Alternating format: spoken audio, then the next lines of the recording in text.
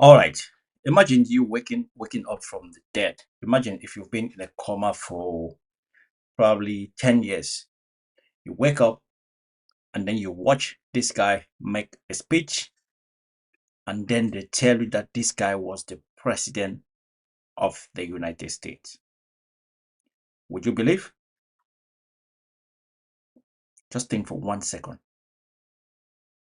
that you were in a coma for 10 years.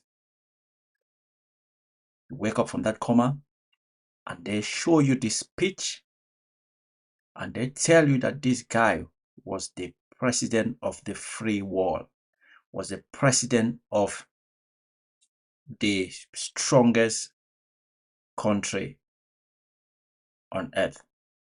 Would you believe that? You will be shocked. I bet you go back to your coma. Anyway, guys, another one from the big guy himself, full of plenty of gaffes. He often says he's the most intelligent person on this planet. He says he knows everything. He has the biggest words. His speeches are the best. His phone calls are always the perfect phone calls. Everything he does there's no fault. You want to see this? I bet you want to. That's not from me. It's from the big guy himself. Let's enjoy. Donald Trump was on the campaign trail this week in North Carolina and Virginia, and the guy just kept getting confused. Look at this series of clips. In Venezuela, did you just see Maduro? Venezuela, it's unbelievable. What's We're that? getting rid of the Romneys of the world. We want to get Romneys and those out. But they know that we are the only ones who can stop them. We're the only ones. This is the greatest movement in the history of our country, maybe in the history of any country. Even Argentina, they went MAGA. You know Argentina. Argentina. Yeah. He's a big Trump guy. He loves Oh, Trump. Argentina is a guy. Trump. When he called, I took his call. Who is Argentina? Anybody that loves me, I like them. Who is Argentina? I said, Abdul, he's still there. He's the head of the Taliban. Abdul is the head of the Taliban. Soldiers, don't do it anymore because terror will rain down on you. And he called you, yes, Your Highness. He called me Your Highness, which is interesting. We are a nation. Abdul calls him His Highness. That Saudi Arabia and Russia will Saudi Arabia and Russia. Which country is that?